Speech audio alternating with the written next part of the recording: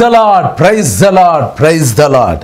నా ప్రియమైన సహోదరి సహోదరులారా, ప్రభు అయిన యేసుక్రీస్తు వారి నామంలో మీ అందరికీ నా శుభాభివందనాలు తెలియజేస్తున్నాను. దేవుని బిడ్డ, ఈ భూమి మీద నోబెల్ ప్రైజ్ అనేది చాలా అత్యున్నతమైన బహుమానం.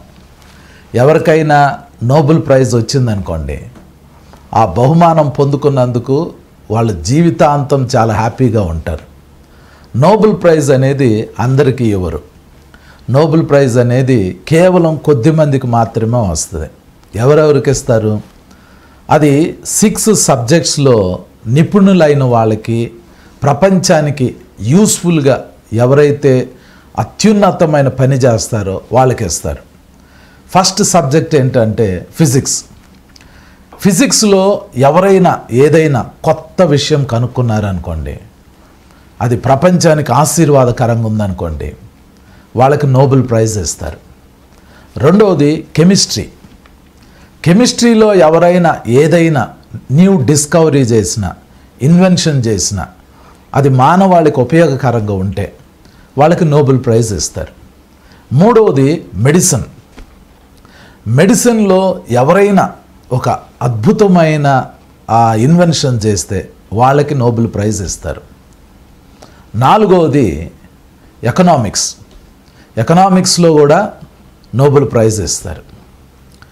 ఐదవది లిటరేచర్. ఎవరైతే సాహిత్యం, అద్భుతమైన సాహిత్యం రాస్తారో, లిటరేచర్లో నిపుణులుగా ఉంటారో, వాళ్ళ లిటరేచర్ ప్రపంచానికి ఆశీర్వాదకరంగా ఉంటుందో వాళ్ళకి నోబెల్ ప్రైజ్ ఇస్తారు. మొత్తం 6 అనుకున్నాం. 6 ఫీల్డ్స్లో, 6 ఫీల్డ్స్లో నోబెల్ ప్రైజ్ ఇస్తారు. వీటిల్లో 5 ఫీల్డ్స్ ఉన్నాయి చూడండి. Physics, chemistry, medicine, economics, literature. ఇవి జనరల్గా వాటిల్లో నిపుణులైన వాళ్ళకి ఇస్తారు. వీటితో మనకిప్పుడు సంబంధం లేదు. కానీ లాస్ట్గా ఒక ప్రైజ్ ఉంది, ఒక సెక్టార్ ఉంది. అదేంటంటే సమాధానపరుచు వారికి నోబెల్ పీస్ ప్రైజ్ ఇస్తారు. ప్రపంచానికి ఎవరైతే శాంతిని తీసుకొస్తారో, ప్రపంచంలో ఎవరైతే శాంతిని అందించడానికి ప్రయత్నం చేస్తారో వాళ్ళకి నోబెల్ పీస్ ప్రైజ్ ఇస్తారు. ఇప్పుడు మీరు వాక్యం చెప్పుకోకుండా ఇవన్నీ మాకెందుకు చెప్తున్నారండి అంటారు. నేను వాక్యంలోకి వెళ్ళబోతున్నాను. కానీ ఇప్పుడు ప్రపంచ రాజకీయాలన్నీ ఈ నోబెల్ పీస్ ప్రైజ్ దగ్గర ఆగి ఉన్నాయి. విషయం ఏంటి అని అంటే, అమెరికా మాజీ అధ్యక్షుడు ఒబామా గారికి నోబెల్ పీస్ ప్రైజ్ ఇచ్చారు. ఇప్పుడు ట్రంప్ గారు అధ్యక్షుడు అయ్యారు. ట్రంప్కి ఏముంది అని అంటే, ఎలాగైనా తను కూడా నోబెల్ పీస్ ప్రైజ్ పొందుకోవాలి అని అనుకుంటున్నాడు. ఆయనకు అవకాశం ఉంది. ఎందుకంటే ఆయన ఎలక్షన్లో గెలవకముందే ఎలక్షన్ క్యాంపెయిన్లో ఏం చెప్పాడంటే, నేను గనక అమెరికా ప్రెసిడెంట్ని అయితే ప్రపంచం మొత్తంలో ఎక్కడెక్కడైతే యుద్ధాలు జరుగుతున్నాయో ఆ యుద్ధాలన్నిటినీ ఆపేస్తాను అన్నాడు. ప్రపంచానికి శాంతిని తీసుకొస్తాను అని అన్నాడు. రష్యా ఉక్రెయిన్ యుద్ధం జరుగుతుంది, దాన్ని ఆపేస్తాను అని చెప్పాడు. చైనా తైవాన్ యుద్ధం జరగబోతుంది, దాన్ని ఆపేస్తాను అని అన్నాడు. ఇజ్రాయెల్ హమాస్ మధ్య సమాధానం తీసుకొస్తాను అని చెప్పాడు. ఇండియా పాకిస్తాన్ మధ్య యుద్ధం జరిగితే దాన్ని నేనే ఆపాను అని చెప్పాడు. ఇలా ప్రపంచ యుద్ధాలు ఆపేసి తాను సమాధానపరిచి ప్రపంచానికి పీస్ని నేను ఇస్తాను అని తాను అనుకున్నాడు. ఆయన గోల్ ఏంటంటే, ఎలాగైనా నోబెల్ పీస్ ప్రైజ్ పొందుకోవాలి అని ట్రంప్ గారు ఆశపడ్డారు. అది చాలా మంచి ఆలోచనే. ఎందుకంటే ప్రపంచంలో శాంతి ఉండటం అనేది అవసరం. ప్రపంచంలో నెమ్మది, సమాధానంగా ఉంటేనే ప్రజలందరూ సంతోషంగా ఉండగలుగుతారు. యుద్ధాలుంటే ఎక్కడ పీస్ ఉంటుందండి? ఎక్కడ సమాధానం ఉంటుంది? మనుషులకి ఈ చివరి దినాల్లో పీస్ కావాలి. ట్రంప్ చాలా అద్భుతమైన పని చేస్తాను అని అన్నాడు. నేను ప్రపంచానికి పీస్ తీసుకొస్తాను అని అన్నాడు. ఇప్పుడు దీనికి బైబిల్కి సంబంధం ఏంటో తెలుసా అండి? ఈ భూమి మీద మీరు గనక ఈ ప్రపంచంలో ఏమేం జరుగుతుందో అన్ని విషయాలు జాగ్రత్తగా గమనించారనుకోండి, రోజు రోజుకి ఈ భూమి మీద సమాధానం లేని స్థితి వస్తుంది. జనం మీదకి జనం లెగుస్తున్నారు, రాజ్యం మీదకి రాజ్యం లెగుస్తుంది, దేశాల మీదకి దేశాలు లెగుస్తున్నాయి, యుద్ధాలు జరుగుతున్నాయి, అక్కడక్కడ కరువులు వస్తున్నాయి, భూకంపాలు వస్తున్నాయి, తెగుళ్ళు వస్తున్నాయి. ప్రపంచంలో ఎక్కడ కూడా పీస్ అనేది లేదు, అంటే సమాధానం అనేది లేదు. ఇప్పుడు ప్రపంచానికి పీస్ అవసరం, సమాధానం అవసరం. ఇప్పుడు ప్రాబ్లం ఏంటంటే ఈ భూమి మీద ఇలా ఒక జాతి వాళ్ళు ఇంకో జాతి మీద, ఒక దేశం వాళ్ళు ఇంకో దేశం మీద యుద్ధాలు చేసుకుంటూ, పోరాటాలు కలిగి ఉంటూ, మనుషుల్ని చంపుకుంటూ చాలా చిత్ర విచిత్రాలన్నీ జరుగుతూ ఉండినప్పుడు, సమాధానం ఏమీ లేని స్థితిలో, ఆ పరిస్థితిలోకి వెళ్ళినప్పుడు సడన్గా ఒక వ్యక్తి వస్తాడు. వచ్చి ఏం చేస్తాడంటే, ప్రపంచం మొత్తం ఇప్పుడు సమాధానంగా లేదు, నేను మీకు సమాధానం ఇస్తాను అంటాడు. ఎప్పుడైతే ఆ వ్యక్తి వచ్చి ప్రపంచానికి సమాధానం ఇస్తాను అని చెప్పి ఆ విధంగా నిబంధనలు చేస్తాడో, అప్పుడు మనం ఈ భూమి మీద నుంచి పరలోకానికి వెళ్ళిపోతాం. ఆ సమయము మనకు వచ్చేసింది అని అర్థమైపోతుంది. మీకు డైరెక్ట్గా చెప్పాలి అని అంటే, ఈ ప్రపంచానికి సమాధానం ఇవ్వటము, దాన్ని సంపూర్ణంగా నెరవేర్చడము ఎవరి వల్ల కాదు. కానీ ఒక వ్యక్తి రాబోతున్నాడు. ఇప్పుడు ట్రంప్ గారు ఎలాగైతే ప్రపంచానికి పీస్ తీసుకొస్తానని చెప్తున్నారో, అలాగే ఒక వ్యక్తి రాబోతున్నాడు. వాడు వచ్చినప్పుడు మనం పరలోకంలోకి వెళ్తాం. మనం పరలోక సంబంధమైన జీవితాన్ని ఫిజికల్గా ఆ రోజు చూడబోతున్నాం. అందుకని ఇప్పుడు ఎవరైనా ప్రపంచంలో నేను యుద్ధాలు ఆపుతాను, నేను ప్రపంచానికి పీస్ తీసుకొస్తాను అని చెప్తే ఆ వ్యక్తిని మనం కొంచెం గమనిస్తూ ఉండాలి. ఆ సమయంలో 2 ప్రాముఖ్యమైన విషయాలు జరగబోతున్నాయి. నేను ఒక వచనం చదివి మనం వాక్యంలోకి వెళ్దాం. మీ దగ్గర బైబిల్స్ ఉంటే దయచేసి మీ బైబిల్స్ ఓపెన్ చేయండి. తెస్సలోనీయులకు రాసిన మొదటి పత్రిక 5వ అధ్యాయము 1వ వచనం దగ్గర నుండి నేను చదువుతున్నాను. తెస్సలోనీయులకు రాసిన మొదటి పత్రిక 5వ అధ్యాయము 1వ వచనం దగ్గర నుండి. సహోదరులారా, ఆ కాలమును గూర్చియు ఆ సమయములను గూర్చియు మీకు రాయనక్కర్లేదు. రాత్రివేళ దొంగ ఎలాగు వచ్చునో అలాగే ప్రభువు దినము వచ్చునని మీకు బాగుగా తెలియను. లోకులు నెమ్మదిగా ఉన్నది, భయమేమీ లేదని చెప్పుకొనుచుండగా గర్భిణీ స్త్రీకి ప్రసవ వేదన వచ్చునట్లు వారికి ఆకస్మికముగా నాశనము తటస్థించును గనుక వారెంత మాత్రమును తప్పించుకొనలేరు. సహోదరులారా, ఆ దినము దొంగవలే మీ మీదికి వచ్చుటకు మీరు చీకటిలో ఉన్నవారు కారు. మీరందరూ వెలుగు సంబంధులను పగటి సంబంధులనై ఉన్నారు. మనము రాత్రి వారము కాము, చీకటి వారము కాము. కావున ఇతరుల వలె నిద్రపోక మెలకువగా ఉండి మత్తులము కాక యుందుము అని రాయబడింది. దేవుని బిడ్డ, ఇప్పుడు నేను చదివిన వచనాలన్నీ మీకు అర్థం కాకపోయినా కూడా మీరేమి టెన్షన్ పడకండి. ఇప్పుడు ఇదే వచనాలను మనం ధ్యానం చేయబోతున్నాం. తెస్సలోనీయులకు రాసిన మొదటి పత్రిక 5వ అధ్యాయంలోకి మనం వచ్చినప్పుడు మొదటి వచనంలో పౌలు ఏమంటున్నాడంటే, సహోదరులారా, ఆ కాలమును గూర్చి ఆ సమయములను గూర్చి మీకు రాయనక్కర్లేదు అని అంటున్నాడు. ఆ కాలము, ఆ సమయము, దాని గురించి మీకు రాయనక్కర్లేదు అంటున్నాడు. అంటే అర్థం ఏంటి? ఆయన ఏదో జరగబోతుంది, ఆ జరిగే విషయాన్ని ముందు చెప్పాడు. తర్వాత ఏమంటున్నాడంటే, ఆ కాలము ఆ సమయము మీకు ఆటోమేటిక్గా అర్థమైపోతుంది అంటున్నాడు. ఏం జరగబోతుంది, ఏం జరగబోతుందో తెలియాలి అని అంటే దాని పై వచనాలు చదవాలి. దాని పై వచనాలు ఏమున్నాయి? తెస్సలోనీయులకు రాసిన మొదటి పత్రిక 4వ అధ్యాయము 13వ వచనం నుండి 18వ వచనం వరకు రాయబడి ఉన్నాయి. ఆ పై వచనాల్లో ఏం రాయబడి ఉంటుందంటే, ఆకాశంలో ఒక బోర మోగబోతుంది. అది దేవుని బోర. ఆకాశంలో నుండి ఒక శబ్దం వినబడబోతుంది. అది ప్రధాన దూత శబ్దం. ఈ మేఘాల మీదకి ఈ ఆకాశంలో నుండి ప్రభు వచ్చి నిలబడతారు. ఆయనతో పాటు దేవుని దూతలందరూ ఆ మేఘాల మీదకి రాబోతున్నారు. ఆ దూతలతో పాటు ఇప్పటి వరకు ఎవరైతే యేసు ప్రభుని నమ్ముకుని తమ పాపాలు ఒప్పుకొని కడుక్కుని నీతిమంతులుగా తీర్చబడి చనిపోయారో వాళ్ళ ఆత్మల్ని యేసు ప్రభు వెంట పెట్టుకుని రాబోతున్నాడు. ఆ మేఘాల మీదకి యేసు ప్రభు వచ్చి నిలబడతారు. ప్రధాన దూత వచ్చి నిలబడతాడు. దేవుని దూతలందరూ వస్తారు. చనిపోయిన వారి ఆత్మలు వస్తే అక్కడ నుండి మనకి బోర శబ్దం మోగబోతుంది. ఆ బోర మోగినప్పుడు ఆ ఆత్మలన్నీ ఈ భూమి మీదకు వస్తాయి.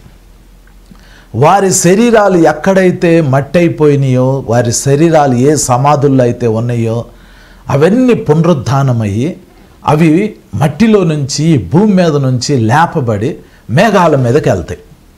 అలా మేఘాల మీదకి వెళ్ళేటప్పుడు ఆ టైంలో మీరు గనక నీతిమంతులుగా ఉంటే, మీ పాపాలు క్షమింపబడి ఉంటే, మీరు యేసు రక్తంతో కడగబడి ఉంటే, ఆ టైంలో మీరు బతికి ఉంటే మీరు కూడా మార్పు చెంది అలా ఎత్తబడి ఆ మేఘాల మీద నుంచి యేసు ప్రభు దగ్గరికి, అంటే మేఘ మండలం మీదకి వెళ్తాం. అక్కడి నుండి మనం పరలోకంలోకి వెళ్ళిపోతాం. దీనిని సంఘం ఎత్తబడటం అంటారు. ఇది జరగబోతుంది. ఇది 2000 సంవత్సరాల నుంచి క్రైస్తవులు ఎదురు చూస్తున్నారు. ఆకాశంలో బోర శబ్దం మోగిద్ది, చనిపోయిన వాళ్ళు లేపబడతారు, బతికున్న మనం కూడా మార్పు చెంది ఎత్తబడతాము, అందరం పరలోకం వెళ్తాము అని చెప్పి ఇప్పటికీ 2000 సంవత్సరాలుగా అందరూ ఎదురు చూస్తున్నారు. కానీ అది జరగలా. అది ఏ సంవత్సరం జరిగిద్దో, ఏ నెలలో జరిగిద్దో, ఏ తారీఖున జరిగిద్దో ఎవరికి తెలియదు. అదొక బిగ్గెస్ట్ మిస్టరీ. అది ఆ డేట్ ఎవరికి తెలియదు. పౌలు ఆ విషయాన్ని చెప్పి ఏమంటున్నాడంటే, ఆ కాలం గురించి, ఆ సమయం గురించి మీకు రాయనక్కర్లేదు, అది మీకు అర్థమైపోతుంది అని అంటున్నాడు. సంఘము ఈ భూమి మీద నుంచి లిఫ్ట్ చేసి పరలోకానికి వెళ్ళిద్ది. అది ఏ సంవత్సరంలో వెళ్ళిద్దో, ఏ నెలలో వెళ్ళిద్దో, ఏ డేట్ని వెళ్ళిద్దో మనకి పౌలు చెప్పనక్కర్లేదు అంటున్నాడు. అని ఏమంటున్నాడు నేను చదువుతాను చూడండి. ఇప్పుడు తెస్సలోనీయులకు రాసిన పత్రిక, మొదటి పత్రిక 5వ అధ్యాయము 2వ వచనం దగ్గర నుండి చదువుతున్నాను. రాత్రి వేళ దొంగ ఎలాగు వచ్చునో అలాగే ప్రభువు దినము వచ్చునని మీకు బాగుగా తెలియను అంటున్నాడు. తర్వాత 3వ వచనము, లోకులు నెమ్మదిగా ఉన్నది భయమేమీ లేదని చెప్పుకొనుచుండగా గర్భిణీ స్త్రీకి ప్రసవ వేదన వచ్చునట్లు వారికి ఆకస్మికముగా నాశనము తటస్థించును గనుక వారెంత మాత్రమును తప్పించుకొనలేరు అని రాయబడింది. ఈ వచనము ఈరోజు మనం తెలుసుకోబోతున్నామండి. ఇది చాలా చాలా ప్రాముఖ్యమైనది. సంఘం ఎప్పుడు ఎత్తబడిద్ది అని అంటే, లోకులు అంటే ఈ లోకంలో ఉన్న అన్యజనులందరూ, దేవుణ్ణి ఎరగని వారు, దేవుని సువార్తకు లోబడిన ప్రజలు ఎవరైతే ఈ భూమి మీద ఉన్నారో వీళ్ళంటారంట నెమ్మదిగా ఉంది, భయమేమీ లేదు అని అంటూ ఉంటారంట. నెమ్మదిగా ఉంది, భయమేమీ లేదు అని అనటానికి ఆ పరిస్థితులు ఎలా ఉండాలి? ఇప్పుడు మీరు హైదరాబాద్లో ఉండిన, విజయవాడలో ఉండిన, విశాఖపట్నంలో ఉండిన, భారతదేశంలో ఉండిన, ఎక్కడ ఉండినా మీరు ప్రజెంట్ ఇప్పుడు మిడిల్ ఈస్ట్లో ఉన్న పరిస్థితుల్ని ఎవరు చోట్ల వాళ్ళు అనుభవించేవి మనం అనుభవించట్లా. మీరు గనక మిడిల్ ఈస్ట్లోకి వెళ్ళారనుకోండి, మిడిల్ ఈస్ట్ అంటే ఇస్రాయేలు దేశము, దాని చుట్టుపక్కల ఉన్న అన్ని దేశాలు, ఈ దేశాల్లో గనక మీరు వెళ్ళారనుకోండి, ముఖ్యంగా ఇజ్రాయెల్ దేశం, ఇస్రాయేలీలు క్షణ క్షణం అప్రమత్తంగా జీవిస్తున్నారు. ఇస్రాయేలీలందరూ ఒకరోజు రెస్ట్ తీసుకున్నారనుకోండి, జస్ట్ ఒక్కరోజు, వాళ్ళు దేని గురించి ఆలోచించకుండా ఇస్రాయేలీలందరూ ఒక్కరోజు రెస్ట్ తీసుకుంటే చుట్టుపక్కల ఉన్న అన్య దేశాలన్నీ వాళ్ళు మిసైల్స్ తోటి, రాకెట్లతోటి, బాంబులతోటి ఇజ్రాయెల్ దేశం మీద దాడి చేసి ఇశ్రాయేలీల్ని భూమి మీద లేకుండా చేయాలని చూస్తున్నారు. అందుకని ఇశ్రాయేలీలు ప్రతి క్షణం అప్రమత్తంగా ఉంటారు. ఎప్పటికప్పుడు ఆకాశం వైపు కన్నేసి ఉంచుతారు, సముద్రం వైపు కన్నేసి ఉంచుతారు, భూమి మీద కన్నేసి ఉంచుతారు. ఆకాశంలో నుంచి మిసైల్స్ వస్తాయేమో, బాంబులు వేస్తారేమో, సముద్రంలో నుంచి ఎవరైనా ఉగ్రవాదులు వస్తారేమో, భూమి మీద వాళ్ళ యొక్క బౌండరీస్ దాటి ఎవరైనా ఉగ్రవాదులు వస్తారేమో అని రాత్రి పగలు వాళ్ళు చాలా జాగ్రత్తగా వాళ్ళ దేశాన్ని కాపాడుకుంటున్నారు. వాళ్ళు నిద్రపోరు. ఒకళ్ళు నిద్రపోతే ఇంకొకళ్ళు మేల్కొని ఉంటారు. వాళ్ళు మేల్కొన్న వాళ్ళకి నిద్ర వస్తే ఇంకొకళ్ళు మేల్కొంటారు. అంటే టోటల్గా ఇశ్రాయేల్ దేశం మొత్తము సూపర్ సెక్యూరిటీతో ఉన్నారు వాళ్ళు. వాళ్ళ చుట్టుపక్కల ఉన్న అన్య దేశాలన్నీ ఇశ్రాయేల్ని ఎప్పటికైనా తుడిచిపెట్టేయాలి అని చూస్తున్నాయి. ఇప్పుడు గాజాలోకి మీరు వెళ్ళారనుకోండి, ఇశ్రాయేలీని నాశనం చేయాలనుకుంటున్న హమాస్ తీవ్రవాదుల్ని ఇశ్రాయేలీలు తుక్కు రేగొట్టారు. అయినా కూడా ఇంకా హమాస్ వాళ్ళు ఉన్నారు. మొత్తం 67 లక్షల మంది గాజాలో చనిపోయారు అని ఈరోజు సెన్సస్ చెబుతున్నారు. 67,000 మంది, లక్షల మంది కాదు, 67,000 ప్రజలు కేవలం 2 సంవత్సరాల కాలంలో ఈ పాలస్తీనా భూభాగమైన, ఈ గాజా భూభాగమైన ప్రాంతంలో చనిపోయారు అని లెక్కలు చెబుతున్నాయి. ప్రతిరోజు ఈ గాజాలో, ఆ ఇజ్రాయెల్ దేశంలో, దాని చుట్టుపక్కల ఉన్న దేశాల్లో ఏదో ఒక బాంబు పేలుతుంది, ఏదో ఒక మిసైల్ ఎగురుతుంది, ఏదో ఒక యుద్ధం జరుగుతుంది. అక్కడ నెమ్మది లేదు, అక్కడ సమాధానం లేదు. నేను ఇందాక చెప్పాను కదా, మన హైదరాబాద్లో, విశాఖపట్నంలో లేదా విజయవాడలో, భారతదేశంలో ఏదో ఒక మూలన ఉంటున్నాం. మనకేదో ఒక బాంబు పేలింది అనుకోండి, అది పెద్ద న్యూస్ అవుతుంది. ఎవరైనా ఎక్కడైనా ఏదైనా ఒక రివాల్వర్ పేల్చి ఒకళ్ళని చంపేశారు అనుకోండి, అది పెద్ద న్యూస్. అది ఫలానా ప్రాంతంలో ఫలానా తారీఖున ఫలానా రోజున ఫలానా వ్యక్తి రివాల్వర్తో ఒక వ్యక్తిని కాల్చి చంపాడు అన్నది పెద్ద న్యూస్ అవుతుంది. కానీ ఇజ్రాయెల్ దేశము దాని చుట్టుపక్కల ఉన్న దేశాల్లోకి వెళ్ళి మీరు నిలబడితే ఎవ్రీ డే, ప్రతిరోజు, ఈరోజు ఒక బాంబు పేలుతుంది, కొన్ని వేల మంది చనిపోతున్నారు, లక్షల మందికి అక్కడ సరైన రక్షణ లేదు, వాళ్ళకి నెమ్మది లేదు, సమాధానం లేదు. అక్కడ అసలు నెమ్మది లేదు, సమాధానం లేదు. ఎప్పటికప్పుడు ఆ ఇజ్రాయెల్ దేశము, దాని చుట్టుపక్కల ఉన్న దేశాలు భయంతో ఉంటున్నాయి. ప్రపంచానికి నెమ్మది లేదండి. ఇప్పుడు ఒక మిడిల్ ఈస్ట్లోనే కాదండి, ఇప్పుడు మనం న్యూస్ చూస్తూ ఉంటుంటే ప్రపంచం మొత్తంలో చాలా చోట్ల నెమ్మది లేని స్థితి వచ్చేసేసింది. పీస్ లేదు. నైజీరియాలో దగ్గర 1,00,000 మంది క్రిస్టియన్స్ని చంపేశారు. 1,00,000 మంది క్రిస్టియన్స్ అంటే ఏంటండి అది మామూలు విషయం కాదు. అది ఏ నేషనల్ న్యూస్ పేపర్లో రాలా, అది ఏ అఫీషియల్ న్యూస్ ఛానల్లో ఆ విషయం చదవట్లా. చంపుతుంది ఎవరు? ముస్లిమ్సే. నైజీరియాలో క్రిస్టియన్స్ మీద దాడి చేసి చంపుతున్నారు. చైనాలో చాలామంది క్రిస్టియన్స్ని అరెస్ట్ చేస్తున్నారు. ఉక్రెయిన్, రష్యాలో కొన్ని వేల మంది ప్రజలు చనిపోతున్నారు. ప్రపంచంలో ఎక్కడ పీస్ లేదు, ఎక్కడ సమాధానం లేదు. ట్రంప్ గారు వచ్చి ఏమంటారంటే, నేను పీస్ ఇస్తాను, నేను సమాధానం ఇస్తాను అంటున్నారు. సమాధానం కొరకు ఏం చేస్తానన్నాడు ట్రంప్ గారు? ముఖ్యంగా సమాధానం ఎక్కడ తీసుకొస్తానంటున్నారంటే ఇశ్రాయేలు దేశంలో. ఇశ్రాయేలు దేశం కనుక సమాధానంగా ఉంటే ప్రపంచం మొత్తం సమాధానంగా ఉన్నట్టే. అమెరికా అధ్యక్షుడు డొనాల్డ్ ట్రంప్ గారు నేను సమాధానం తీసుకొస్తాను అని చెప్తున్నారు. ఇప్పుడు మనం ఎదురు చూడాల్సిన వ్యక్తి ఎవరు? క్రీస్తు విరోధి, యాంటీ క్రైస్ట్. ఇప్పుడు ఈ వచనం ఇంకోసారి నేను చదువుతాను చూడండి. తెస్సలోనీయులకు రాసిన మొదటి పత్రిక 5వ అధ్యాయము 3వ వచనంలో, లోకులు నెమ్మదిగా ఉన్నది, భయమేమీ లేదని చెప్పుకొనుచుండగా గర్భిణీ స్త్రీకి ప్రసవ వేదన వచ్చినట్లు వారికి ఆకస్మికముగా నాశనము తటస్థించును గనుక వారెంత మాత్రమును తప్పించుకొనలేరు అని రాయబడింది. దేవుని బిడ్డ, ఈ ప్రపంచానికి సమాధానం ఇవ్వాలి అనంటే, పీస్ ఇవ్వాలి అనంటే, శాంతి ఇవ్వాలి అనంటే అది ఒకే ఒక వ్యక్తి ఇవ్వగలుగుతాడండి. ఆయన మన ప్రభు అయిన యేసుక్రీస్తు. యేసు ప్రభు వారికి ఒక పేరు ఉంది. అదేంటి అనంటే సమాధానకర్తయగు అధిపతి.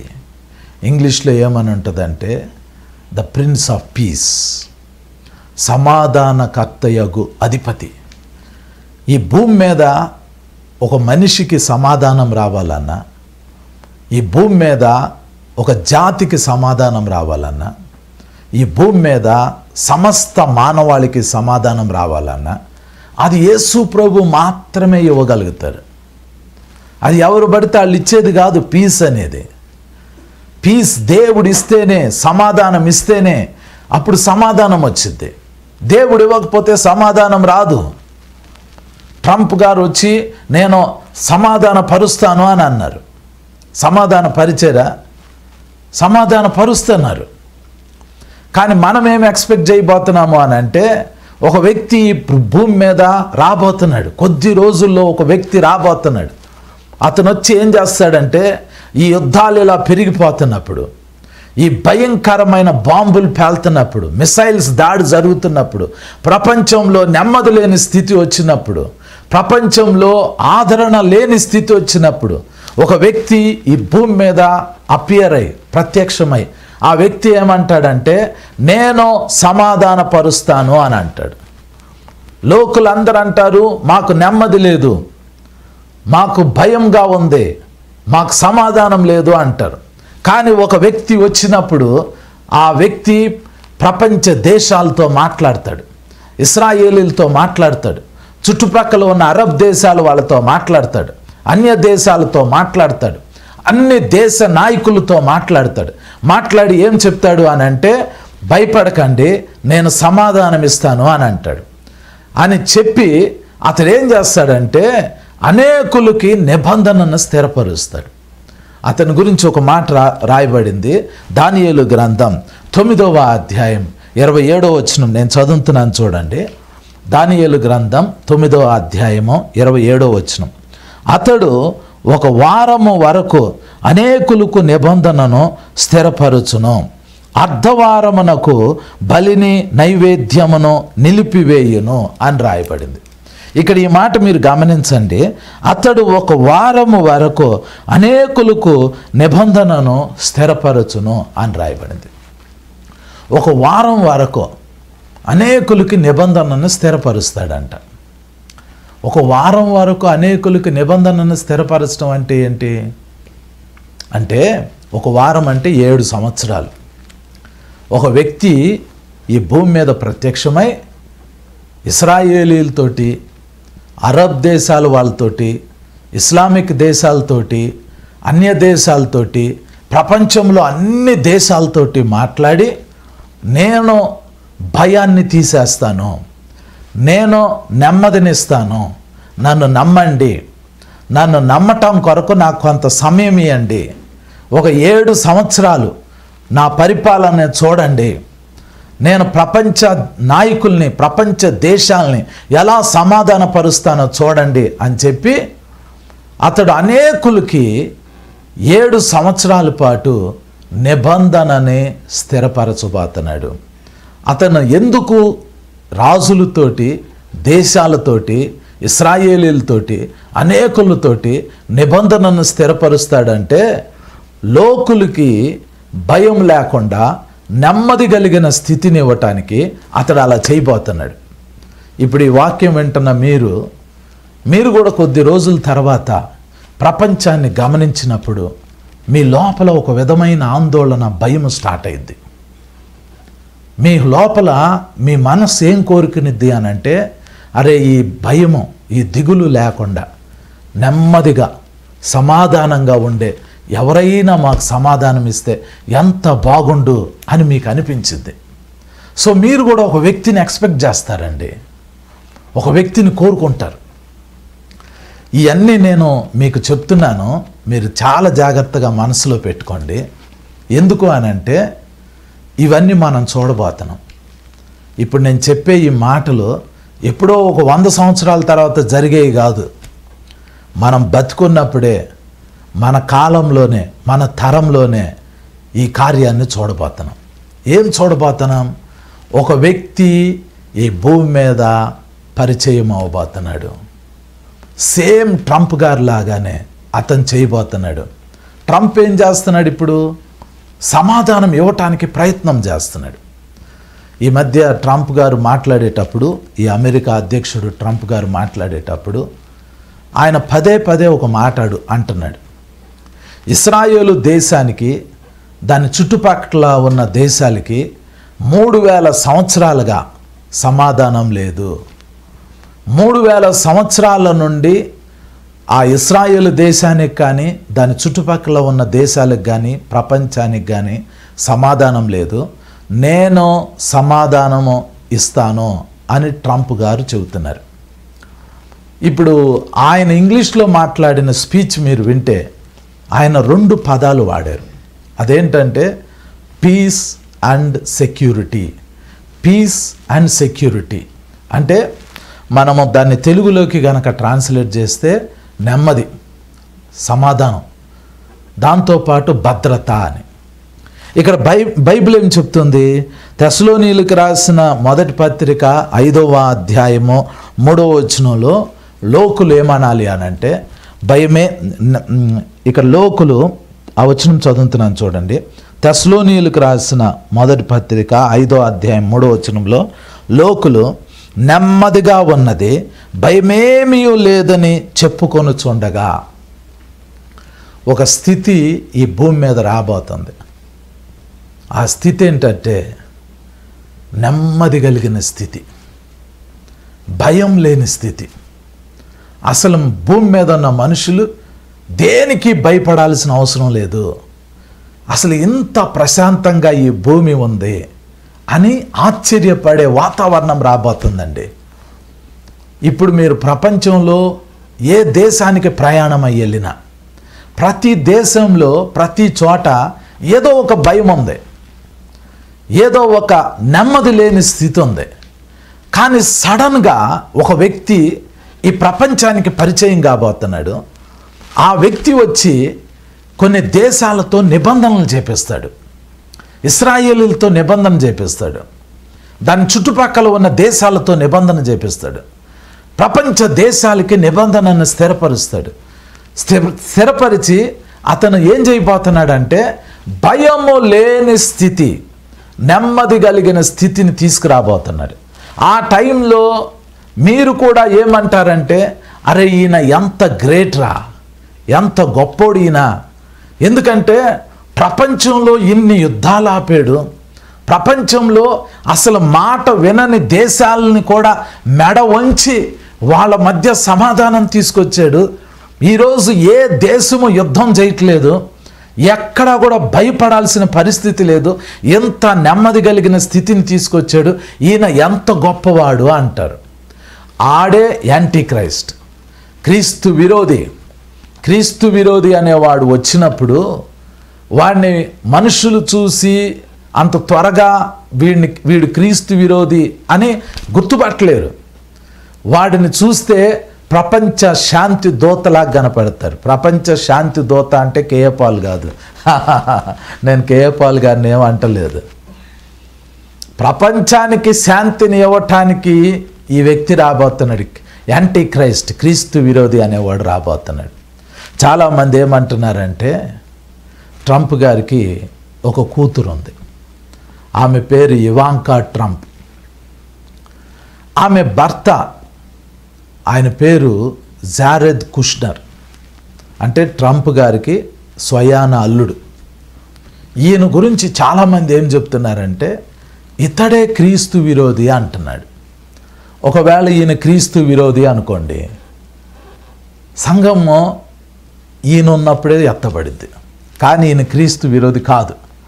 ఈయన చూసి ప్రపంచంలో చాలామంది ఇతడే క్రీస్తు విరోధి అని ఎందుకు భయపడుతున్నారంటే, ఇతడు ఒక యూదుడు, ఇశ్రాయేలీయుడు. ఇతని తల్లిదండ్రులు మంచి భక్తిపరులు. అయితే ఇతను ఎలాగో మరి ట్రంప్ గారికి అల్లుడయ్యాడు. అల్లుడయిన తర్వాత ఈయన అమెరికాలో సెటిల్ అయ్యాడు కాబట్టి ఇశ్రాయేలు దేశం పట్ల ఈయన కొంత బాధ్యత ఉంది. అమెరికా అధ్యక్షుడు ట్రంప్ గారు మొదటిసారి అమెరికా దేశానికి ప్రెసిడెంట్ అయినప్పుడు ఆయనకి సలహాదారుడుగా ఈ అల్లుడు గారు ఈ జారెద్ కుష్నర్ అనే ఆయన ఉన్నాడు. అప్పుడు ఈ అల్లుడు చెప్పిన మాటను బట్టి ట్రంప్ ఇశ్రాయేల్ దేశానికి చాలా చాలా మేలు చేశాడు. ఇశ్రాయేలుని ప్రపంచ దేశానికి ప్రత్యేకంగా మార్చాడు. యెరూషలేముని ఇశ్రాయేలుకి క్యాపిటల్ సిటీగా తీసుకురావడానికి ప్రయత్నం చేశాడు. ఆ యెరూషలేంలోనే యుఎస్ ఎంబసీ పెట్టించాడు. యెరూషలేంని చాలా ఇంపార్టెంట్ ప్లేస్గా రేస్ చేయటానికి స్టార్ట్ చేశాడు. ట్రంప్ గారు ఆయన హయాంలోనే ఇశ్రాయేలు దేశానికి దాని చుట్టుపక్కల ఉన్న అనేకమైన అరబ్ దేశాలకి మధ్యలో సమాధానం రావటం కొరకు నిబంధనలు చేయించాడు. దాన్ని అబ్రహాం అకార్డ్ అంటారు. ఇప్పుడు కూడా ఏం జరుగుతుందంటే, ఈ ట్రంప్ గారు రెండోసారి ప్రెసిడెంట్ అయ్యారు. మరి ఈ సంవత్సరం జనవరి నుంచి ఆయన రూలింగ్లో ఉన్నారు. ఇశ్రాయేలీలు భయంకరమైన శ్రమలో ఉన్నారు. ఇప్పుడు దాదాపుగా 250 మంది ఇశ్రాయేలీల్ని హమాస్ తీవ్రవాదులు బందీలుగా తీసుకుని పోయారు. ఇశ్రాయేలు దేశము హమాస్ వాళ్ళ మీద యుద్ధం చేసి పోరాడి వాళ్ళల్లో చాలామందిని వెనక్కి తీసుకొచ్చారు. ఇంకా 48 మంది ఉన్నారు. వాళ్ళల్లో 20 మంది బతుకున్నారు, 28 మంది డెడ్ బాడీస్ ఉన్నాయి. హమాస్ వాళ్ళు ఆ బందీల్ని విడుదల చేయట్లా. ఇశ్రాయేలీలు ఆ బందీల్ని కోరుకుంటున్నారు, వాళ్ళు బతికున్నా చనిపోయినా డెడ్ బాడీస్ అన్నా ఇవ్వండి అని. యుద్ధం జరుగుతుంది. ఈ యుద్ధంతో మిడిల్ ఈస్ట్లో, అంటే ఈ ఇశ్రాయేలు దాని చుట్టుపక్కల ఉన్న దేశాలన్నిటి మధ్య యుద్ధాలు జరుగుతున్నాయి. రక్తం ఏర్లై పారుతుంది. అసలు ఆ ప్లేస్లో సమాధానం లేదు. అప్పుడు మొన్న అక్టోబర్ 13వ తారీఖున వాళ్ళు ఈ జారెద్ కుష్నర్ అనే ఆయన, అంటే ట్రంప్ గారి అల్లుడు, ఒక ఇనిషియేటివ్ తీసుకున్నారు. అలాగే ట్రంప్ గారు, అలాగే అమెరికా యంత్రాంగం అందరూ కలిసి ఇశ్రాయేలీలతోటి దాని చుట్టుపక్కల ఉన్న అరబ్ దేశాలతోటి మాట్లాడి ఒక శాంతి ఒప్పందాన్ని చేయించారు. ఈ శాంతి ఒప్పందంలో వెనక ఉండి నడిపించిన వ్యక్తి ఈ జారెద్ కుష్నర్ అనే ఈయన ఈ మిడిల్ ఈస్ట్లో సమాధానం కోసం ప్రయత్నం చేస్తున్నాడు. అయితే అక్కడ వరకు బాగానే ఉంది.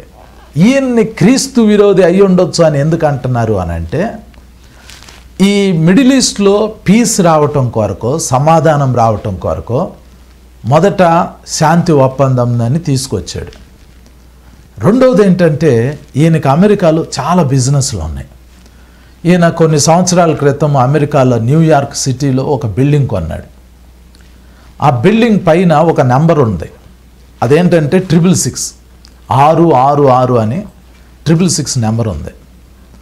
అప్పుడు మనకి ప్రకటన గ్రంథం 13వ అధ్యాయంలో క్రీస్తు విరోధి వచ్చినప్పుడు ఈ 666 నెంబర్ వచ్చింది అనేది మనం ఎప్పటి నుంచో చదువుతున్న మాట. అయితే ట్రంప్ అల్లుడు గారు ఏ బిల్డింగ్ అయితే న్యూయార్క్ సిటీలో కొన్నాడో ఆ బిల్డింగ్ పైన ఆ నంబర్ 666 అని ఉండేసరికి ఈ జారెద్ కుష్నరే క్రీస్తు విరోధి అయి ఉండొచ్చు అని చాలామంది అంటున్నారు. ఇప్పుడు మనకి దానికి సంబంధం ఏంటంటే, సంఘం ఎప్పుడు ఎత్తబడింది, మనం ఎప్పుడు పరలోకంలోకి వెళ్ళిపోతాం. మనం పరలోకంలోకి ఎప్పుడు వెళ్తాము అని అంటే, క్రీస్తు విరోధి అనేవాడు ఎవరో వాడు బయలుపరచబడాలి. ఇదే తెస్సలోనీయులకు రాసిన 2వ పత్రిక 2వ అధ్యాయంలో రాయబడింది. నేను చదువుతాను చూడండి. తెస్సలోనీయులకు రాసిన రెండవ పత్రిక 2వ అధ్యాయము 3వ వచనం నుండి నేను చదువుతున్నాను చూడండి. మొదట భ్రష్టత్వము సంభవించి నాశన పాత్రుడగు పాప పురుషుడు బయలుపడితేనే గాని ఆ దినము రాదు. ఏది దేవుడు అనబడునో, ఏది పూజింపబడునో దానినంతటిని ఎదిరించుచు దానికంతటికి పైగా వాడు తన్ను తానే హెచ్చించుకొనుచు తాను దేవుడునని తన్ను కనపరుచుకొనుచు దేవుని ఆలయములో కూర్చుండును గనుక ఏ విధముగానైనను ఎవడునో మిమ్మును మోసపరచనీయకుడి అని రాయబడింది. అంటే దాని అర్థం ఏంటి అని అంటే, సంఘం ఎప్పుడు ఎత్తబడింది, మనం ఎప్పుడు పరలోకంలోకి వెళ్తాం. మనం పరలోకంలోకి వెళ్ళాలి అని అంటే మెయిన్గా 3 విషయాలు నెరవేరాలి. మొదటిది ఏంటంటే, క్రీస్తు విరోధి అనేవాడు ఎవరో మన కంటికి కనబడాలి. క్రీస్తు విరోధి అనేవాడిని మనం లొకేట్ చేయాలి. మనమే చూసి చెప్పాలి వీడే క్రీస్తు విరోధి అని. అది ఎలా తెలుస్తుంది? అది ఎలా తెలుస్తుంది అంటే, వాడు ప్రపంచానికి పీస్ తీసుకొస్తాడు, సమాధానం తీసుకొస్తాడు. ప్రపంచంలో ఉన్న అందరూ లోకులు ఏమంటారంటే, భయమేమీ లేదు, లోకం నెమ్మదిగా ఉంది, భయమేమీ లేదు అని అనుకుంటారు. ప్రపంచం ఇప్పుడు ఎట్లా ఉందో తెలుసా? డిస్టర్బ్ అయిపోతుంది. అన్ని చోట్ల యుద్ధాలు, తెగుళ్ళు, భూకంపాలు, రాజ్యం మీదకి రాజ్యం లేగవటం, జనం మీదకి జనం లేగవటం, అక్కడక్కడ కరువులు, చాలా భయంకరంగా ఉందండి ప్రపంచం.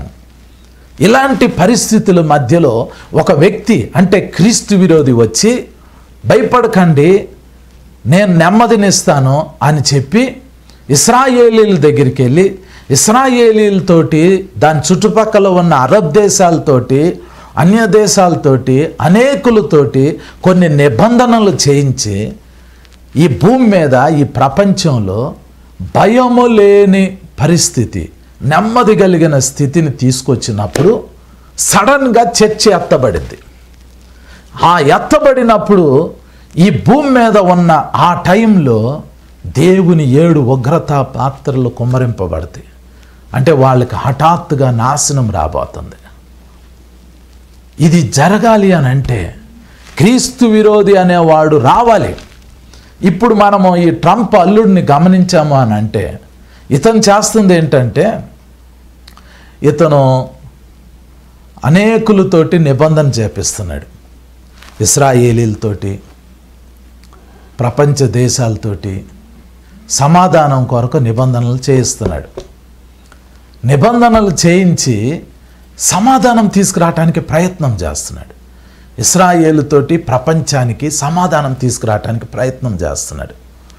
ఇతను 666 అనే నెంబర్ వాడాడు. తర్వాత బిల్డింగ్ మీద ఆ నెంబర్ తీసేపించి వేరే నెంబర్ని పెట్టించాడు. కాబట్టి ఇతని గుణాలన్నిటినీ చూస్తూ ఉంటుంటే ఇతను క్రీస్తు విరోధి అయి ఉండొచ్చు అని అంటున్నాడు. ఇతనికి నేను ఇంకొక బ్రదర్ వాక్యం చెప్తా, ఒక ప్రవక్త వాక్యం చెప్తా ఉంటుంటే నేను విన్నా. ఆయన ఏం చెప్పారంటే, ఇతని ఏజ్ 44 సంవత్సరాలు 42 సంవత్సరాలు ఉంటుంది. ఇది జారెద్ కుష్నర్ గారి ఏజ్. ఈయన ఒక యూదుడు.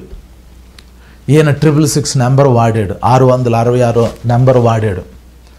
ఈయన ఇశ్రాయేలీలకి ప్రపంచంలో ఉన్న ఇతర అరబ్ కంట్రీస్కి నిబంధనలు చేపిస్తున్నాడు. పీస్, నెమ్మది తీసుకురావాలి, భయం లేని స్థితి తీసుకురావాలి అని అనుకుంటున్నాడు. కానీ ఒక విషయం ఏంటి అని అంటే, క్రీస్తు విరోధి వస్తాడు అని బైబిల్ చెప్తుంది. ఇస్లాంలో కూడా వాళ్ళేం నమ్ముతారంటే మెస్సయ్యా వస్తాడు అని నమ్ముతున్నారు. మెస్సయ్యా వచ్చినప్పుడు ఈ ప్రపంచానికి నెమ్మది వచ్చిద్ది, సమాధానం వచ్చిద్ది అని అంటారు. ఇస్లాంలో ఒక వ్యక్తి ఉన్నాడండి, ఆయన ఏమంటారంటే వాళ్ళు మెహదీ అంటారు. మెహదీ అనే లేదా మెస్సయ్యా అని అంటే వాళ్ళకి ఒక నాయకుడు వస్తాడు అని ఇస్లాంలో నమ్ముతున్నారు. ఖురాన్లో రాయలేదు కానీ వాళ్ళ హదీద్ అనే పుస్తకాల్లో రాయబడి ఉంది, వాళ్ళ ప్రవచనాల పుస్తకాల్లో రాయబడి ఉంది.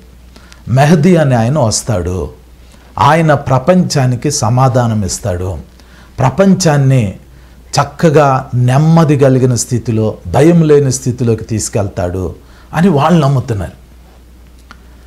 ఇస్లాంలో నుండే యాంటీ క్రైస్ట్ వస్తాడు అని నేను కూడా నమ్ముతున్నా వ్యక్తిగతంగా, క్రీస్తు విరోధి వస్తాడని. కానీ ఇస్లాంలో వాళ్ళు ఏం నమ్ముతారంటే ఆయన వాళ్ళ రక్షకుడు, ప్రపంచ రక్షకుడు అని వాళ్ళు నమ్ముతారు. ఇప్పుడు ఆ వచ్చిన వ్యక్తి ఏం చేస్తాడంటే ఇశ్రాయేలీలతోటి, అనేక దేశాలతోటి సమాధాన స్థితిని తీసుకురావటానికి ప్రయత్నం చేస్తాడు. అయితే వాళ్ళ పుస్తకాల్లో, ఈ హదీత్ అనే పుస్తకాల్లో ఏం రాయబడిందంటే ఈ వచ్చే మెహదీ అనే ఆయన ప్రపంచానికి నెమ్మదిని, శాంతిని ఇచ్చే ఆయన ఏజ్ 40-42 ఆ ఏజ్లో ఉంటాడు, 40 సంవత్సరాలు 40 ఏళ్ళలో ఉంటాడు అని ఉంటుంది. దాన్ని బట్టి చూస్తే ఈ జారెద్ కుష్నర్ అనే ఆయన ఈ క్రీస్తు విరోధి లేదా మెహదీ అయ్యి ఉండొచ్చు అని అనుకుంటున్నారు. కానీ ఈయన యూదుడు, ఈయన యాక్సెప్ట్ చేయరు ఇస్లాంలో.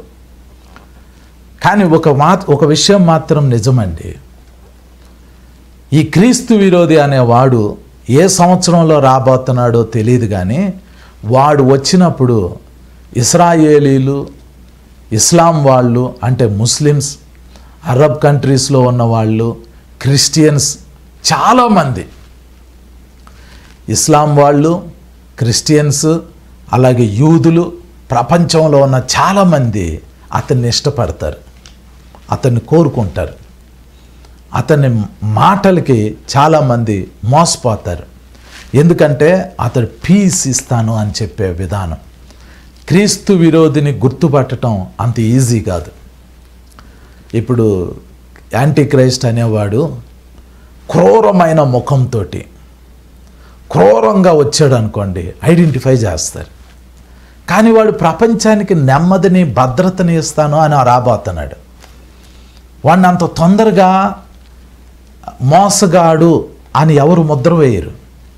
కానీ వాడు మోసగాడు అని తెలుసుకునేది ఎవరు అని అంటే ఇదిగో ఈ బైబిల్ చదివే వాళ్ళు మాత్రమే. వాడు ప్రపంచానికి నెమ్మదినిస్తాను అని అంటున్నాడు. ఈరోజు ఈ ట్రంప్ అనే అమెరికా అధ్యక్షుడు లేదా వాళ్ళ అల్లుడు గారు ప్రయత్నం చేశారు, ఇశ్రాయేలు దేశంలో నెమ్మది తీసుకురావాలి, ప్రపంచంలో పీస్ తీసుకురావాలి. కానీ అది కొద్ది కాలం మాత్రమే ఉంటుంది. అది ఎంతకాలం ఉండిద్దో తెలీదు.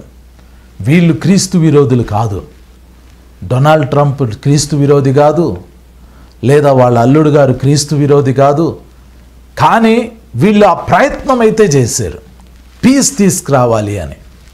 ఎవరైనా ప్రపంచంలో ఈరోజు నిలబడి నేను ప్రపంచానికి పీస్ ఇస్తా, సమాధానం ఇస్తా, నెమ్మదినిస్తా, భద్రతనిస్తా, యుద్ధాలు ఆపుతాను, తెగుళ్ళని ఆపుతాను, ప్రపంచ మానవాళికి ఒక గొప్ప నెమ్మది, భద్రత కలిగిన జీవితాన్ని ఇస్తాను అని ఎవరైనా చెప్తా ఉంటుంటే ఆ వ్యక్తి మీద మనం ఒక కన్నేసి ఉంచాలి.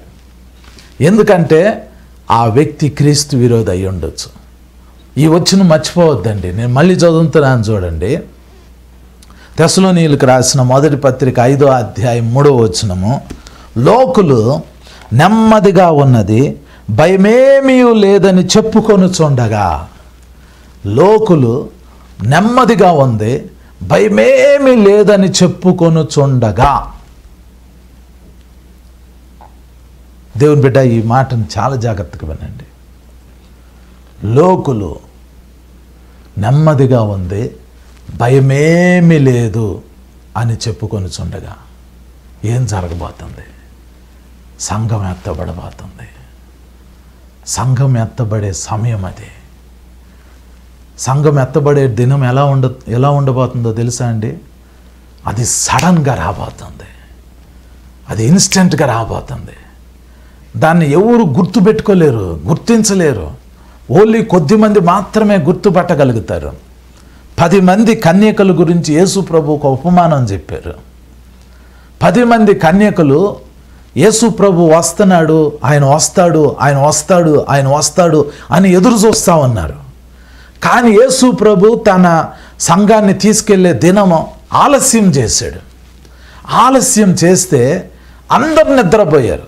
అందరు నిద్రపోవటం అంటే ఏంటంటే అసలు యేసు ప్రభు వస్తాడు అనే టీచింగే చాలా సంఘాల్లో మెల్లిగా నిద్రలోకి వెళ్ళిపోతుంది. అంటే ప్రభు వస్తాడు, ప్రభు వస్తాడు, ప్రభు వస్తాడు అని చెప్పే బోధ చాలా తక్కువైపోతుంది. అప్పుడు క్రైస్తవులు నిద్రలోకి వెళ్ళిపోతున్నారు, ఎదురు చూసేవాళ్ళు తక్కువైపోయారు. సడన్గా బోరమోగిద్ది, కొంతమంది ఎత్తబడతారు, కొంతమంది విడవబడతారు. దేవుని బిడ్డ, కొన్ని సంఘాలు ఉన్నాయండి. ఆ సంఘాల్లో వాళ్ళ విశ్వాసులు ఒకరినొకరు కలుసుకున్నప్పుడు వాళ్ళు ఏమని పలకరించుకుంటారు అంటే మరణాత అని పలకరించుకుంటారు. మరణాత అంటే ప్రభువు త్వరగా వస్తున్నాడు అని, అంటే హెచ్చరించుకుంటారు. కానీ విషయం ఏంటి అని అంటే నిజంగా ప్రభు వస్తున్నాడని వాళ్ళ హృదయాల్లో నమ్ముతున్నారా? ఇప్పుడు మనము చాలామంది క్రైస్తవుల్ని గమనిస్తూ ఉంటాం. ఆంధ్రాలో ఉన్న విశ్వాసులు ఒకరినొకరు ఎలా పలకరించుకుంటారంటే వందనాలండి అంటారు. తెలంగాణలో ఉన్న విశ్వాసులు ప్రైజ్ ద లార్డ్ అంటారు.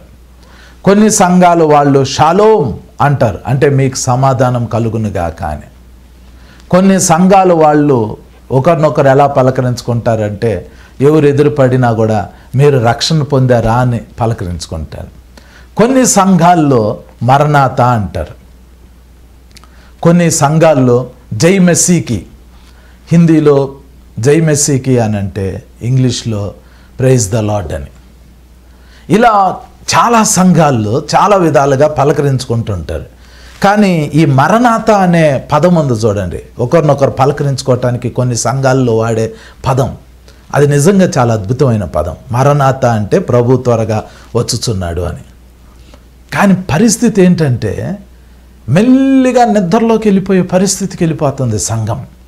నిద్రలోకి వెళ్ళిపోవటం అంటే యేసు ప్రభు వస్తాడు వస్తాడు వస్తాడు వస్తాడు అని ఎదురు చూసిన సంఘం 2000 సంవత్సరాలుగా యేసు ప్రభు రాలేదు. సంఘాన్ని ఈ భూమి మీద నుంచి పరలోకం తీసుకుని వెళ్ళలేదు. కనీసం ఒక గుంపునన్నా పరలోకం తీసుకుని వెళ్తే రెండో గుంపు అరే ముందు గుంపు వెళ్ళిపోయింది, ఇంకో గుంపులు మేము రెడీగా ఉన్నాము అని అనుకుంటారు. అట్లా గుంపులు గుంపులుగా కూడా యేసు ప్రభు తీసుకెళ్ళట్లా. అందరినీ ఒకే రోజు ఒకే టైంలో పరలోకం తీసుకెళ్దామని యేసు ప్రభు రాబోతున్నారు. ఆ రోజు 2000 సంవత్సరాలుగా ఎదురు చూస్తున్నాం కానీ రాలేదు. కానీ ఎత్తబడే దినం వచ్చే టయానికి 10 మంది కన్యకులు నిద్రపోయినట్టు క్రైస్తవులందరూ నిద్రపోతారు.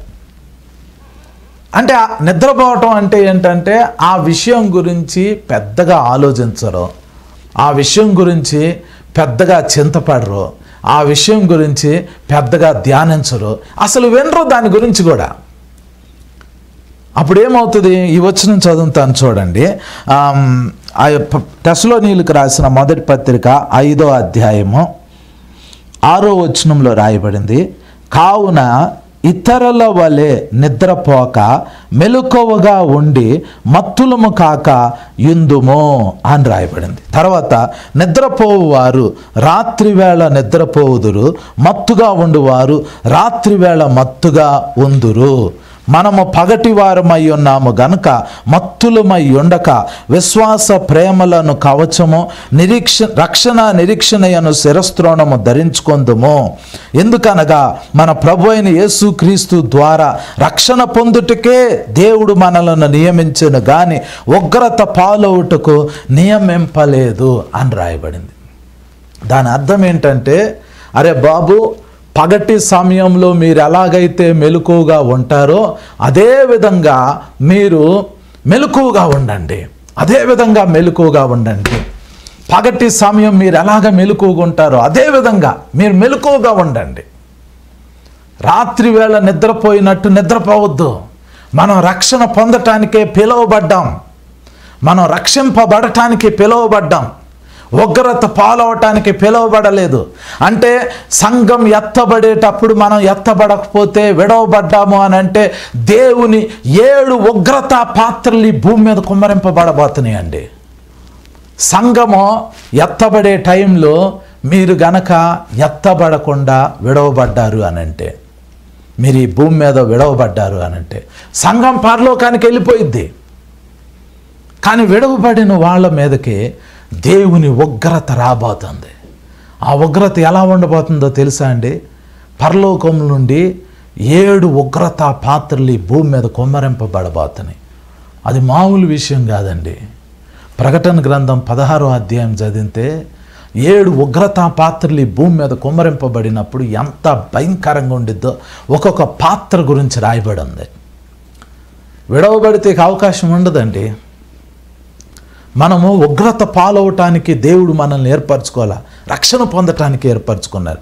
కానీ రక్షింపబడిన మనకి మనం లోకంలో కలిసిపోకూడదు.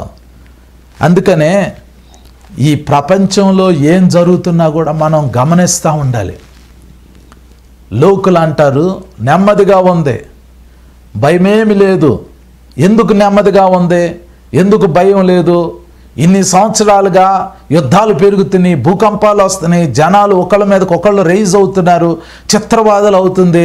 సడన్గా ఒక వ్యక్తి వచ్చి నేను నెమ్మదినిస్తాను, భయం లేని స్థితిని ఈ భూమి మీద క్రియేట్ చేస్తాను అని చెప్పి కొన్ని సెకండ్లు ఈ క్రీస్తు విరోధి అనేవాడు వచ్చి ఇశ్రాయేలీలతోటి, ఇతర దేశాలతోటి, ప్రపంచ దేశాలతోటి మాట్లాడి నిబంధనలు చేయించి వాడు పీస్ తీసుకొచ్చి, భయం లేని స్థితిని తీసుకొచ్చి, నెమ్మది కలిగిన స్థితిని తీసుకొచ్చినప్పుడు ప్రపంచం అంతా వాడిని చూసి ఇతడు ఎంత గొప్ప రక్షకుడు, ఇతడు ఎంత మంచి మెస్సయ్య, ఇతడి ద్వారా మాకు నెమ్మది వచ్చింది, మాకు భయం లేని స్థితి వచ్చింది అని అనినప్పుడు హఠాత్తుగా గర్భిణీ స్త్రీకి ప్రసవ వేదన వచ్చినట్టు వారికి ఆకస్మికముగా నాశనం తటస్థించబోతుంది. ఆ టైంలో సంఘం ఎత్తబడితే దేవుని 7 ఉగ్రతా పాత్రలు ఈ భూమి మీద కుమ్మరింపబడబోతున్నాయి. దేవుని బిడ్డ, ఈరోజు ట్రంప్ గారు వారి అల్లుడు గారు సేమ్ ఇది చేశారు. ఇశ్రాయేలీలకి ఆ చుట్టుపక్కల ఉన్న అరబ్ దేశాలకి శాంతి ఒప్పందం చేశారు. భయం లేని స్థితి, నెమ్మది కలిగిన స్థితి, భద్రత కలిగిన స్థితిని తీసుకురావడానికి ప్రయత్నం చేశారు. ఒక 2-3 రోజులు యుద్ధాన్ని ఆపారు, శాంతి ఒప్పందం జరిగింది. కానీ సంఘం ఎత్తబడలా. ఎందుకంటే వీళ్ళు క్రీస్తు విరోధి కాదు. సంఘం ఎత్తబడాలి అనంటే క్రీస్తు విరోధి రాబోతున్నాడు. వాడు ఎలా ఉంటాడో, ఏ రంగు సూట్ వేసుకుని ఉంటాడో, ఏ రంగు ముఖంతో ఉంటాడో, ఇవన్నీ మనకి ఇప్పుడే బయలుపరచబడలా. వాడు వచ్చినప్పుడు మీకు అర్థమైపోతుంది. వాడు వచ్చి కొద్ది రోజులైనా వాడు శాంతి ఒప్పందం చేసిన వెంటనే ఈ ప్రపంచానికి శాంతి వచ్చింది అని అనుకునే లోపు సంఘం ఎత్తబడింది. సడన్గా ఈ భూమి మీద దేవుని ఉగ్రత రావటం ప్రారంభమైంది. దేవుని బిడ్డ, మనం చివరి దినాల్లో ఉన్నామండి. మీరు నమ్మినా నమ్మకపోయినా మనది ఆఖరి జనరేషన్. దీన్ని గమనించి ఈ బైబిల్ ఉంది చూడండి, దీన్ని ఎక్కువగా చదవటం స్టార్ట్ చేయండి. బైబిల్ని చదివితే బైబిల్ని ప్రేమిస్తామండి.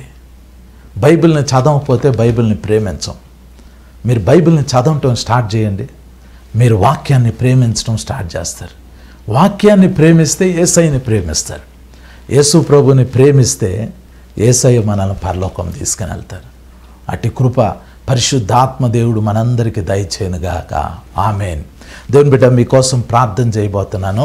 మీరు ఎక్కడ ఉండినా ఈ ప్రార్థనలో ఏకీభవించండి. ఈ ప్రార్థనలో ఒక అద్భుతం జరగబోతుంది. అదేంటంటే యేసు ప్రభు మీలో చాలామందికి పరిశుద్ధాత్మతోనూ అగ్నితోనూ బాప్తిస్మం ఇవ్వబోతున్నారు. పరిశుద్ధాత్మతోనూ అగ్నితోనూ మీరు బాప్తిసం పొందబోతున్నారు. మీలో ఏదైనా వ్యాధి, రోగం, బలహీనత కనుకుంటే ప్రభు మిమ్మల్ని ముట్టి తాకి స్వస్థపరుస్తారు. అందరు కళ్ళు మూసుకోండి, ప్రార్థన చేసుకుందాం. పరిశుద్ధుడా తండ్రి, నాయనా మీకు వందనాలు ప్రభా. అత్యున్నత సింహాసనమందు ఆసీనుడు అయిన పరమ తండ్రి వగు యెహోవా మీకు స్తోత్రాలు నాయనా. దేవుని గొర్రె పిల్లవైన యేసు క్రీస్తు ప్రభువా, దేవుని 7 ఆత్మలు కలిగిన యేసు క్రీస్తు ప్రభువా, 7 దీపస్తంభముల మధ్య సంచరించు వాడవైన యేసు క్రీస్తు ప్రభువా, మీకు స్తోత్రాలు స్తోత్రాలు స్తోత్రాలు స్తోత్రాలు స్తోత్రాలు. దేవుని ఆత్మ అయిన పరిశుద్ధాత్మదేవ, మీకే స్తోత్రాలు స్తోత్రాలు స్తోత్రాలు స్తోత్రాలు స్తోత్రాలు స్తోత్రాలు. సర్వశక్తివంతుడా మీకు స్తోత్రం స్తోత్రం స్తోత్రం స్తోత్రం స్తోత్రం. సర్వాధికారి మీకు స్తోత్రం ప్రభా. నాయనా ఈరోజు మీ వాక్యాన్ని మేము ధ్యానం చేశాం తండ్రి. నాయనా ఇక్కడ ఉన్న ప్రతి కుమారుడు, ప్రతి కుమార్తె, ఈ లైవ్ కార్యక్రమం చూస్తున్న ప్రతి బిడ్డను ఒక్కసారి జ్ఞాపకం చేసుకోండి నాయన. అయ్యా ఒక్కసారి ఆకాశం తెరవండి నాయన, ఆకాశపు వాకిండ్లు విప్పండి నాయన. తండ్రి నీ బిడ్డల్ని ఇప్పుడు ఆత్మతో నింపండి నాయన, పరిశుద్ధాత్మతోనూ అగ్నితోనూ నీ బిడ్డలకి బాప్తిస్మం అనుగ్రహించండి తండ్రి. యేసు నామంలో, యేసు నామంలో, యేసు నామంలో నాయనా ఈ లైవ్ కార్యక్రమం చూస్తున్న ప్రతి కుమారుని దర్శించండి నాయన. Thank you Lord, thank you Lord, thank you Father, thank you Father, thank you Father, thank you Jesus. Yesayya ఈ లైవ్ కార్యక్రమం చూస్తున్న బిడ్డలను ఒక్కసారి దర్శించండి. మీ హస్తం బిడ్డల మీద ఉంచండి నాయన, మీ హస్తం బిడ్డల మీద ఉంచండి తండ్రి. వారిని మీ పరిశుద్ధాత్మతో నింపండి నాయన, నీ పరిశుద్ధాత్మతో నింపండి తండ్రి, పరిశుద్ధాత్మతో నింపండి నాయన. ఒక్కొక్కరిని తాకండి తండ్రి, వారి యొక్క సమస్త పాపాలు క్షమించండి నాయన, అతిక్రమాలు క్షమించండి తండ్రి, దోషాలు క్షమించండి నాయన.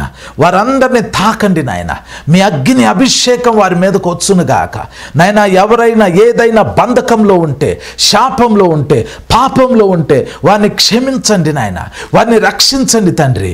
యేసయ్యా మీ రక్తంతో నీ బిడ్డలను కడగండి నాయన, మీ రక్తంతో నీ బిడ్డలను కడగండి తండ్రి, మీ రక్తంతో నీ బిడ్డలను కడగండి నాయన.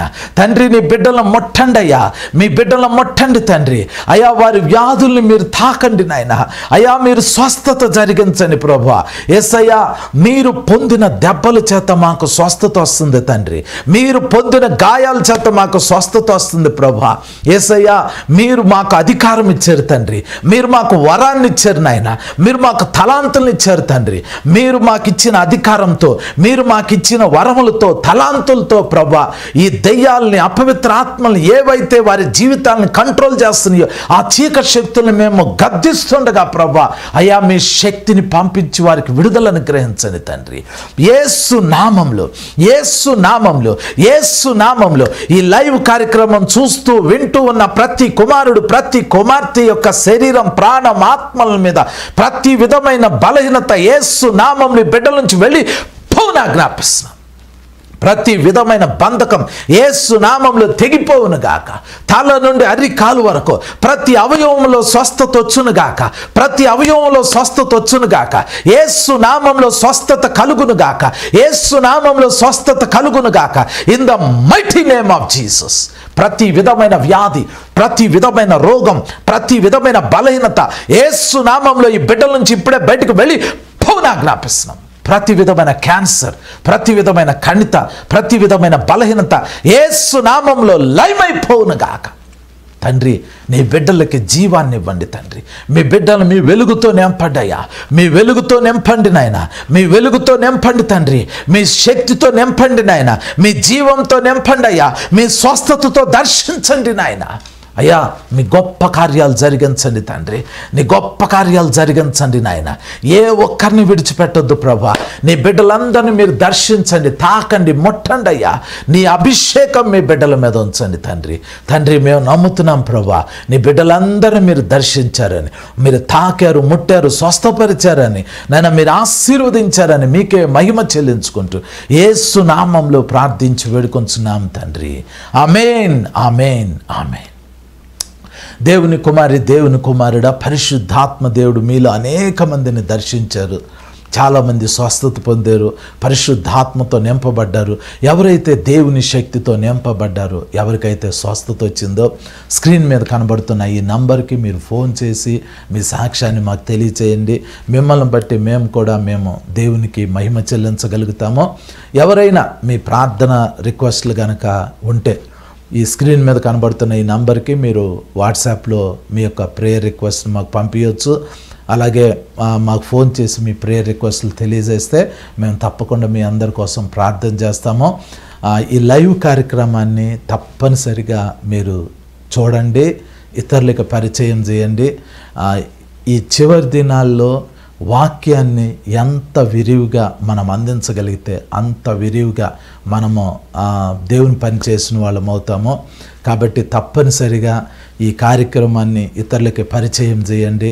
ఒకవేళ యూట్యూబ్లో కనుక మీరు ఈ కార్యక్రమాన్ని చూస్తూ ఉంటుంటే దీన్ని ఇతరులకి షేర్ చేసి వాళ్ళను కూడా దేవుని వాక్యాన్ని వినేటట్లు ప్రోత్సహించండి. తిరిగి నెక్స్ట్ లైవ్ కార్యక్రమంలో మనం కలుసుకుందాం.